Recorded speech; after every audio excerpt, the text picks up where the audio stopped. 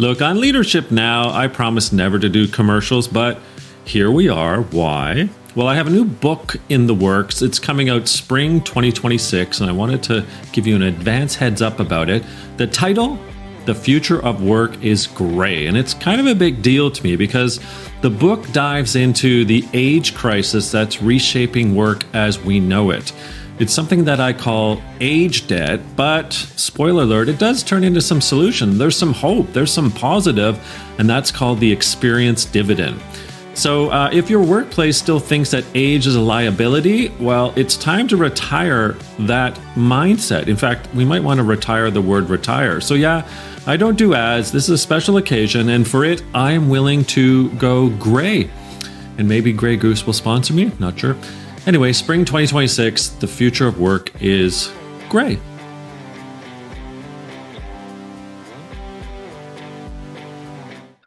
Hey everyone, welcome to another episode of Leadership Now with me, Dan Pontifrag, in the house.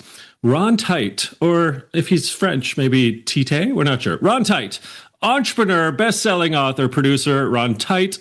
You've always blurred the line between art and commerce, award-winning advertiser, writer, creative director who's worked with some of the most respected brands in the world. Google, Intel, Microsoft, Volvo, Walmart, Pontifrac Group. It's amazing.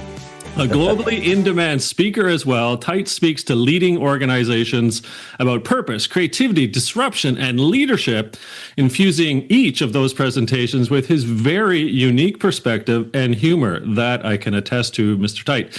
Tite, you're the founder and chief creative officer of Church and State, an agency that unifies content and advertising. Your work has been recognized by the London International Advertising Awards, the New York Festivals of Advertising, the Crystals, the Extras, the Canadian Marketing Association, and the Marketing Awards, just to name a few. Tite's also the host and executive producer of a very hit podcast, which won Outstanding Business Series. It's called The Coup, or Coup, unless you're French. And that was from the Canadian Podcast Awards and the New York Festival. Named one of the top 10 creative Canadians by Marketing Magazine, Ron has written for television. He's written and produced and performed a hit play.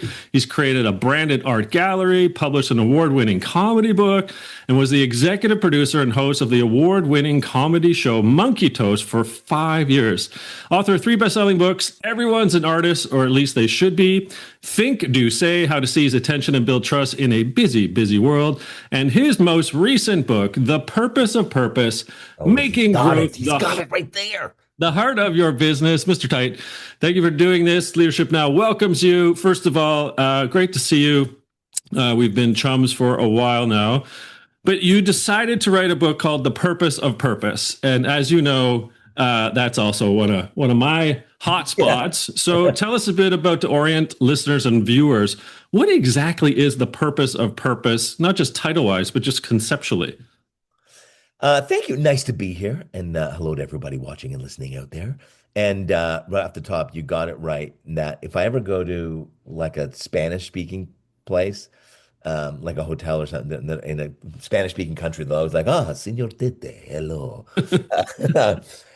So I think the purpose of purpose is growth. That is what the purpose is. And I think the reason I wrote the book was because I was, tired of rage commenting on LinkedIn about what purpose was and what it wasn't.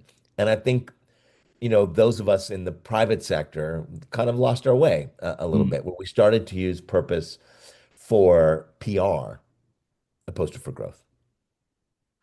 I use the term purpose washing. Would you agree when you say we've lost our way, that some of those corps kind of took purpose as the new CSR, et cetera?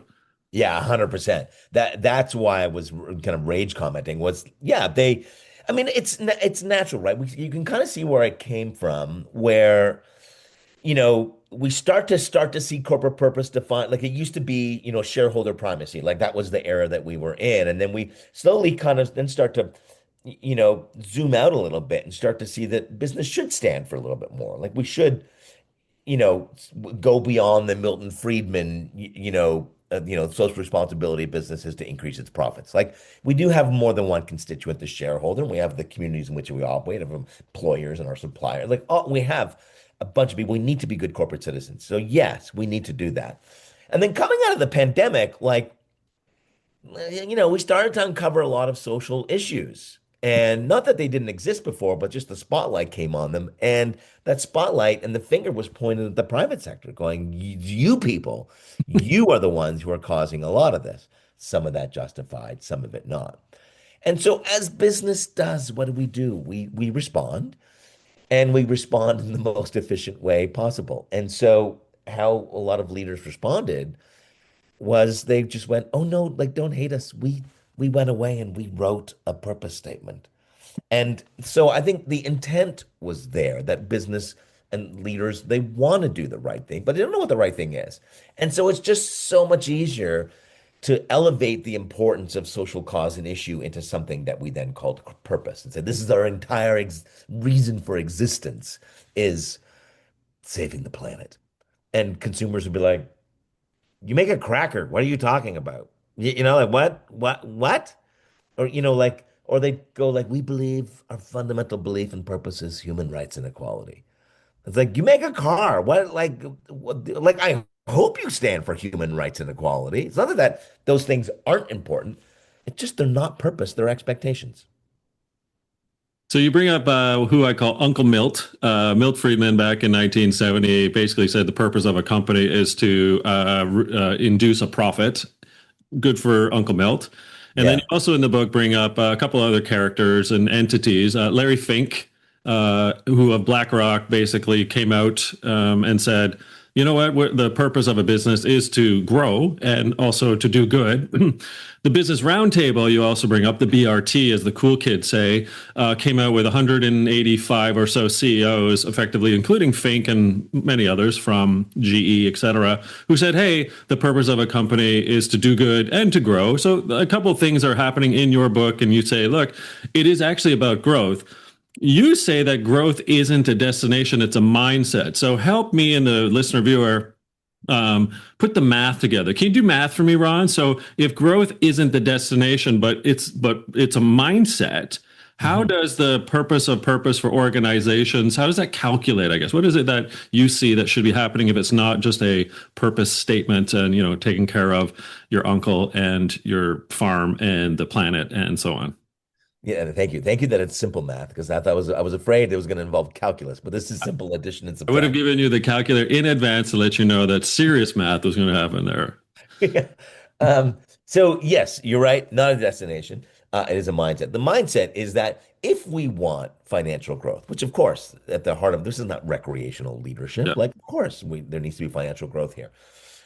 And if we want that, and that is a destination, well, how do we get there? Well, it really starts with personal growth and the mindset of individuals within organizations and leaders going, oh, in order you know, for my bottom line to grow or my margin to grow or what market share, whatever metric I'm using, in order for that to happen, if we do the work back on it, it has to start with me. It has to start with the individual who goes, I'm investing in personal growth.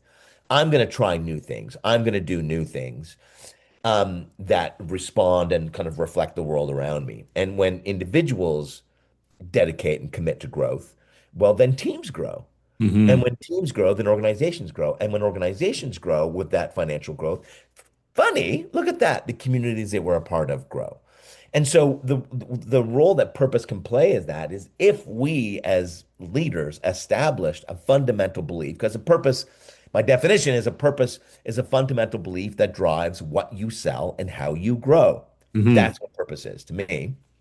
And so if I go, okay, I'm going to do different things, well, then the next question is, well, what the hell are you going to do? Like, what are those things? And again, there's a lot of leaders who think that innovation and personal growth is just, doing a bunch of random shit. And they're just like they're running all over the place. Yeah. And they're just, like, oh, we like to throw stuff against the wall and see what sticks. I'm like, what? Like, you just got to be better than that. So, what purpose can do is give direction and prioritization to the actions that the individual and the organization takes to achieve the financial growth that they so desire. So, are there some, however, Mr. Tite, are there some lost sheep in the workforce, i.e., they can't really connect, resonate with that sense of personal purpose with what that organization is trying to dictate as their purpose? Like, tell me a bit about that connection or misconnection or disconnection. That's a great question because I think what we do really well as leaders is we do the we part really well, right? We do the like, this is what we're going to do, what we as an organization, these are our goals. Well, the we doesn't become a me, then it doesn't go anywhere. So Yeah. unless there's an individual who fully understands what the organization stands for, and importantly, what personal role do they play, what valued Mm. and personal role do they play in bringing it to life? Well, if they don't see that, then they check out and they don't contribute to it. And I think the issue is that those purpose decisions and corporate strategy and everything is done at a C-suite level. And what C-suite level does really well is crank out MBA speak.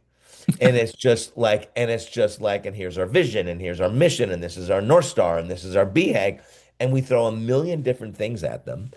And they can recite it because it's been beat into their brain in the onboarding process. They can recite it. They have no idea what it means, and they have no idea what role they play in it. And so I think expecting people to have a personal purpose is lofty. And yeah, sometimes they're like, my purpose is it's a job. I need a paycheck to feed my family. And so if they don't have that, then at least they can go, oh, you know what? We believe in this thing, and I know the role that I have in playing and bring it to life. It's that old, that cliche of like the janitor at NASA who said, I helped put people on the moon. It's really hard to remember which president because there's about seven of them that now it's attributed to, right? It's from Obama all the way to JFK. I think it's Yeah. LBJ, but nonetheless, in the book, I'm going to read your words because I love where you're going with this. Because one of the passages I really found profound was purpose is how our lives gain meaning. It ensures that what we do matters not just to ourselves, but to the world around us. And I think that passage really is in alignment with what you're getting at. If I've lost my way with the organization which pays me my check and gives me some sort of sense of self-fulfillment, then maybe I'm like I need to go find myself somewhere else. Now I understand and get your point about hey, some people just go to work for the check, the job. So the job mindset, as I call it, in the purpose effect. But tell me a bit about how that line, purpose is how our lives gain meaning. It ensures that what we do matters not just to ourselves, but to the world around us. Tell me how leaders might be able to take that passage and help their team member, connect the dots, so to say. Yeah. So I think, if you take a look at um, something like Lego, for example, like if I'm working at Lego and I'm working on the line at Lego, cranking out a bunch of plastic toys, maybe I go like, oh, I'm just cranking out a bunch of stuff and filling a bin with bricks. Um, but if it's very clearly articulated, that's just what we make right now. Like there's a million different things that we could do. What Mhm. this organization's really about is that we believe that play inspires creativity, imagination, and learning. Like that's what we fundamentally believe. And so there's a really simple structure that leaders can use, which is we believe this, so we do this by doing this. So we believe, you know, if you're Lego, like we believe that play inspires creativity, imagination, and learning. So this is what we do, and this is the unique way that we do it. Mm. And where that growth piece comes in, and where the personal life piece is. So if the organization is like, this is what we believe, this is what we do in our heart of hearts, and this is how we do it, then the next question of the person is, what do you do? Like, if that's what we do, what do you do to reinforce we believe that play inspires creativity, imagination, and learning?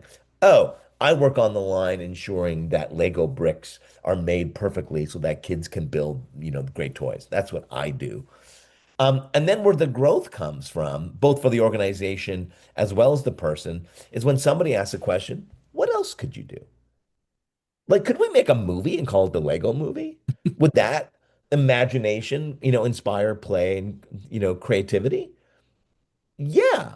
Yeah. Well, could we, so and again, that purpose is the thing that gives them the focus when they start to look at additional SKUs and when they start to look at innovation and everything else. At least they've got a lens to see those opportunities through.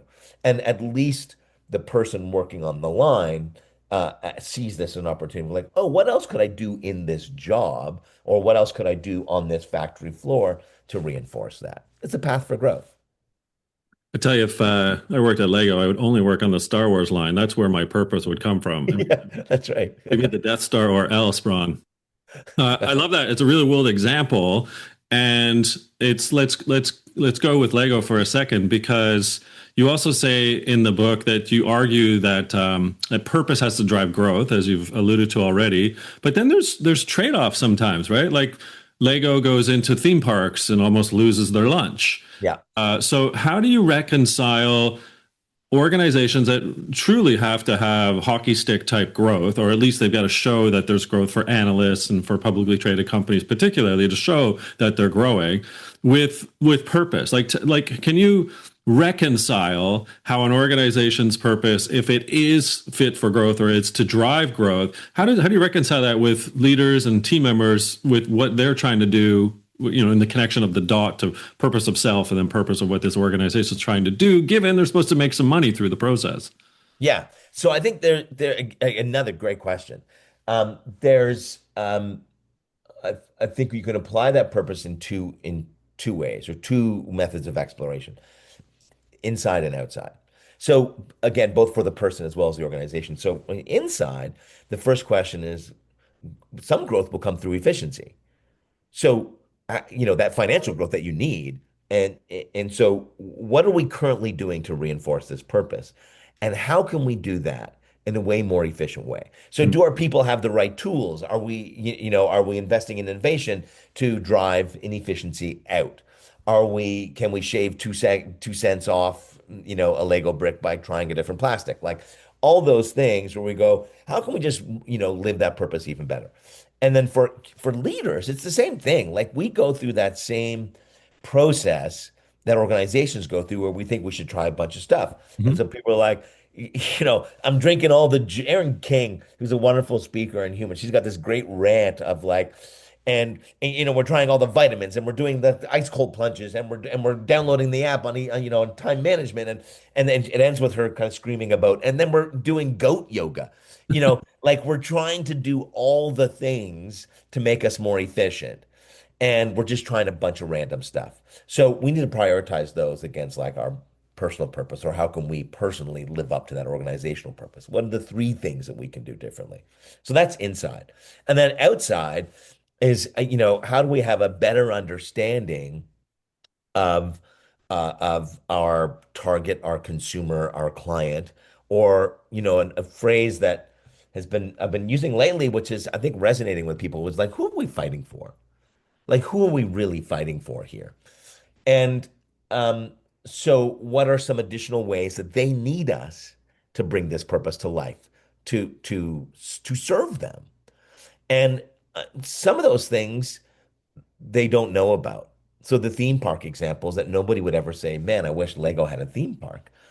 That doesn't mean it's a wrong idea. Back to that Henry Ford, if I had asked them what they wanted, they would have said a faster horse.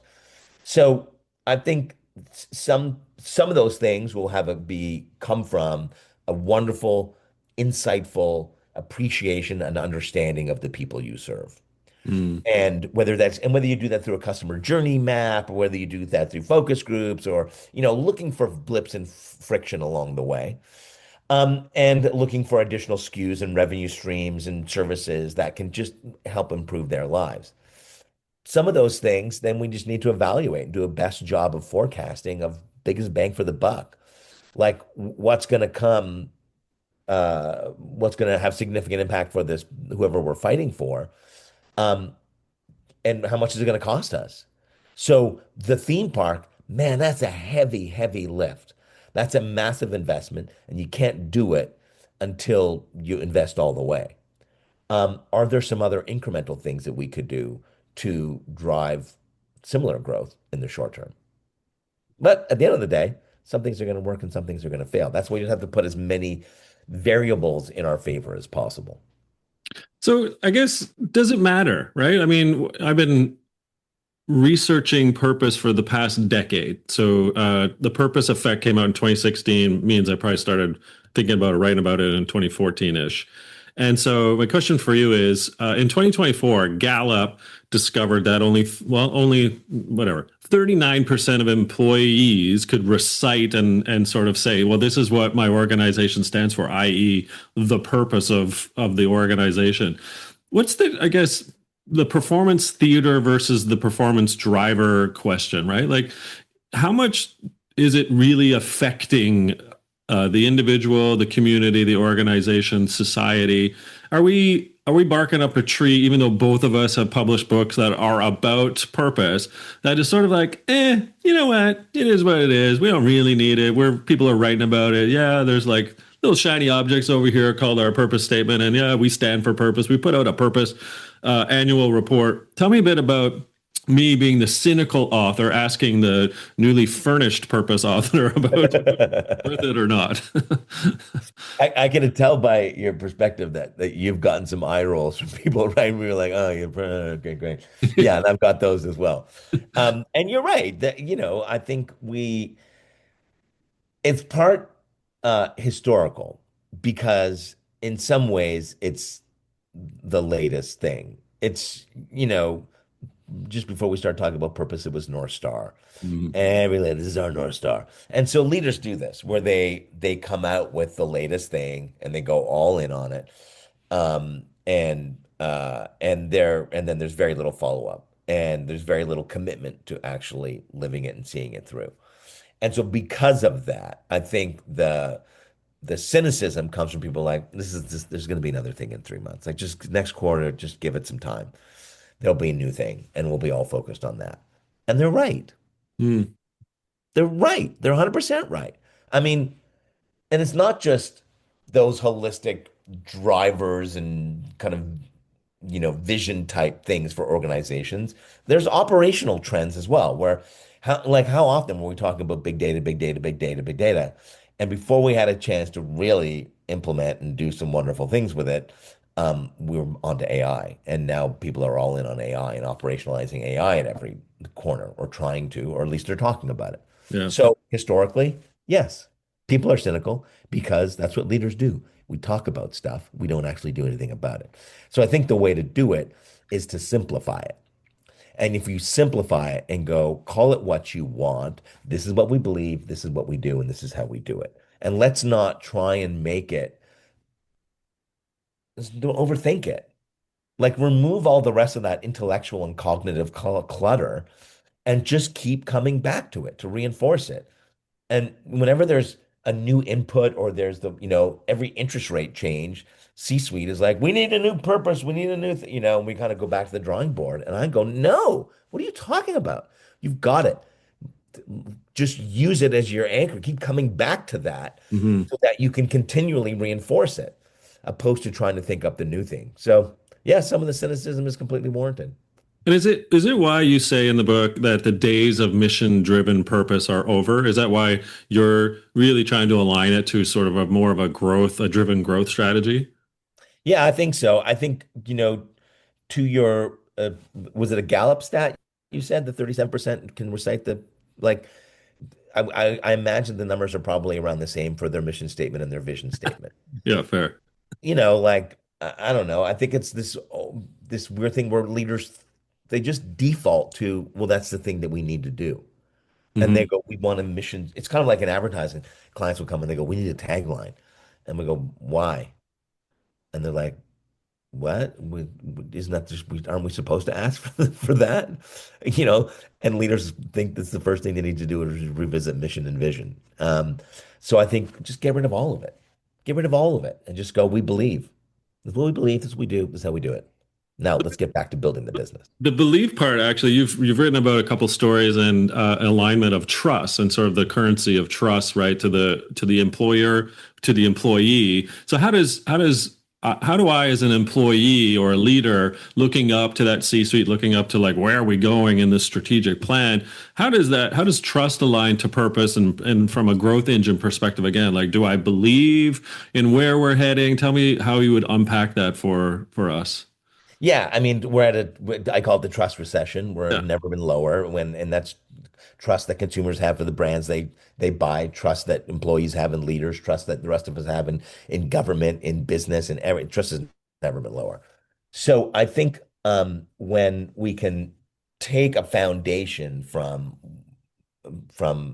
uh, from a purchase to a belief, now it becomes that our foundation isn't tied to the sale and that we can still believe in something regardless of whether somebody buys the thing we sell. And that, a great kind of metaphorical example is if you look at the difference between SNL update, Saturday Night Live news update, it's called update, yeah. yeah. Um, the difference between that and kind of like what Jon Stewart does on a daily basis, or John Oliver, Mm-hmm. or Trevor Noah, Samantha Bee, all those people in their prime. Well, there's a massive difference. It's the same product. It's news parody. It's the exact same product. But what's the difference between the two? The difference between the two is that Weekend Update on Saturday Night Live has no greater purpose. There's no fundamental belief behind that. It's just another way to sell jokes. Yeah, And it's funny. yeah. It's really, really funny. But it's just another skew. It's just another format for Saturday Night Live to do jokes. But when you look at John Oliver and Jon Stewart, also news parody, but they seem to be grounded in a truer fundamental belief. And that they don't seem to care whether we'd laugh or not, because there's a deeper meaning behind what they do. Yeah. And I think that resonates with us more. I think we pay attention more. And it's just fuller calories. Weekend Update is great. It's empty calories. It has no significant impact on our life. We don't share a lot of that stuff, but we'll share a John Oliver piece. It goes way back to 2014. John Oliver appeared on it was a show on CNN, Tucker Carlson's first show. And it was like from the left, from the right. And they would always have this thing. And they had Jon Stewart on to sell his book. Now, when stand-ups and comedians typically go on news shows where they have a bigger audience than they've ever had before, we all know what they do. They re-rehearse these pre-written bits and they just look to jam in their best stand-up material into the interview so that they can lead with the products that we buy the book, we buy the ticket, we buy the album, all that stuff. And when they had Jon Stewart on this show, on Crossfire it was called, to sell the book, and they gave him the opportunity to go like tell us about, do your best bits kind of thing. And Jon Stewart's response was, no, I'm not going to be your monkey. And it was this moment of like, what comedian doesn't take that opportunity to sell their shit? And why? Because he was driven by a way more profound belief. He still sold what everybody else sold. But that belief, that led us to go like, oh, I trust this guy. Because when he had the opportunity to pitch us, his belief was way more important than his jokes. Mm. And I think that when our beliefs are way more important than the thing we sell, now we separate ourselves from everybody else in the category. And that's an organization that a lot of people want to work with. That is a fantastic both metaphor and actual example where I hadn't thought about it before, where Chi and Colin on SNL Weekend Update these days, right? It is low cal sugar jokes. Yeah. You can see Oliver and Stewart actually a deeper resonating. Have you thought about this, even though there's parody and humor in what they're up to? That is a wonderful example. Oh, thanks. Yeah. It's I think we've seen the just news in general just kind of be disrupted by the comedic observers. And by the way, Weekend Update probably gets more laughs per minute. But Like they get is way that more laughs per minute is that than the goal, John right? Oliver would. Right, but is it that the goal? Yeah, that's right. It's not the goal, and the end result is that the laughs they do get mean way more to us as people because of the foundation of belief. We're gonna do we have about 5 minutes left in our chat here or so, 7 minutes. We're gonna do story time with Ron. And it's I'm sorry by the way that you failed your driver's license when you were 16. That must hurt. Oh That's yeah, it's in the book. That's right. I forgot about that. Yeah. the story I'm telling. So, some people know that I spent a decade at a particular telecom in Canada as its chief learning officer and chief envisioner, and might have had something to do with its social purpose evolution. I still am on retainer on said company. So I'm going to read a little passage of yours from the book and then have a bit of a question and answer with this. So it's called Do It on Purpose.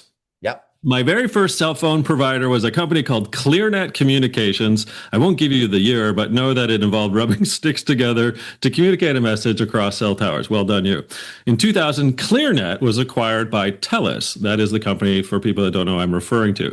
In an interesting move, when TELUS acquired ClearNet, they didn't swallow every part of the company. Recognizing the strength of ClearNet's brand, TELUS abandoned their own brief legacy and adopted ClearNet's brand assets into the new TELUS brand. Very true.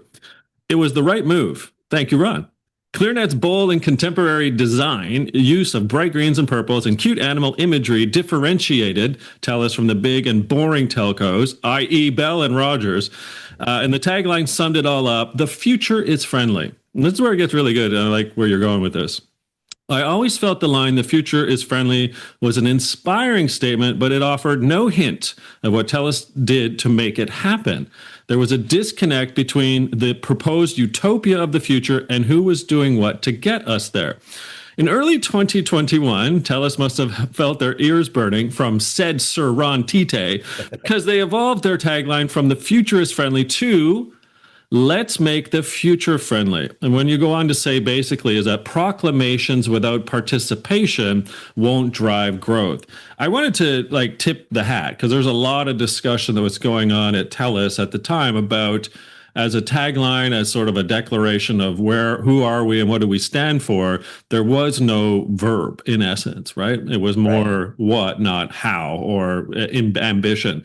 So tell me a bit about basically not that TELUS story, although that was nice of you, but more about what organizations ought to be doing to look internally at themselves and what they might be doing as a delta gap to push forward their thinking. Yeah, I think that it's that destination versus participation and mindset thing, right? Of like we'll often talk, brands will talk about this great place that they will take us to. And there's a kind of a great example now of like, people they're not about it's not about buying, it's about being. Mm, And that what do they want to they don't want just to buy something, they want to become something mm, that purchase will allow them to become a new version of themselves or whatever.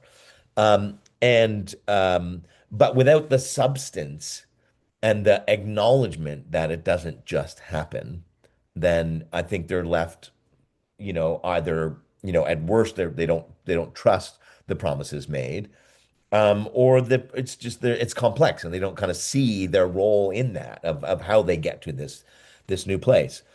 And certainly products help them play a role in doing that, both emotionally and rationally. mm. That's there's speeds and feeds and configs and features and ingredients and all that can feed into that. But brands play a huge emotional role in their lives and can give them confidence that they're making the right choice and or can make them appear to be more contemporary than they are, all of that.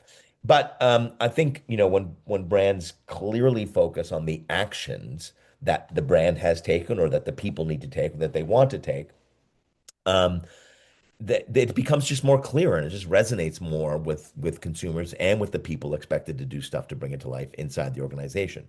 Like, the cliche example is Mike Nike telling people like just do it. Like just do the thing that will help you be the athlete you want to be. They didn't even talk about the destination. They just focus on the action. Like just do the thing.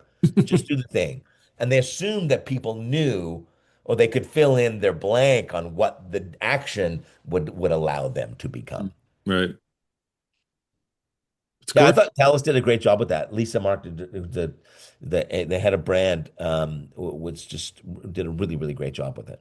Oh, it's amazing. Well, just wanted to tip my hat to you recognizing something that I know a lot of really smart people we're thinking about, and still to this day, as I sit on retainer with that organization, it's why I sit there, is because I really appreciate and am a part of a group of people that are trying to do it differently than many other companies in the world, not just in Canada. So thank you. Wanted to Yeah, say. yeah, thanks. It's a wonderful, and we should also tip of the hat to Jane Hope and Paul Lavoie, who have founded Taxi and Jane did a lot of that early design work for ClearNet and then into Taxi, and it still completely holds up.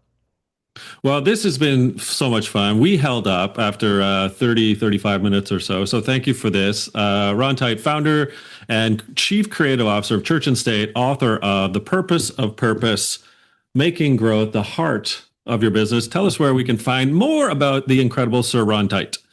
Well, you can just go to rontite.com. It's all there. It's It's just that easy. Tite. Yeah, and the book is available wherever you get your books. And bonus question: what's Mr. Tite working on next? Well, I'm always working on the next book. I'm always working on the next speech. And I want to focus on I need a working title, right? Like in order to make it real, I think you need a title, even though the title is going to completely change. The original title of The Purpose of Purpose was Now What?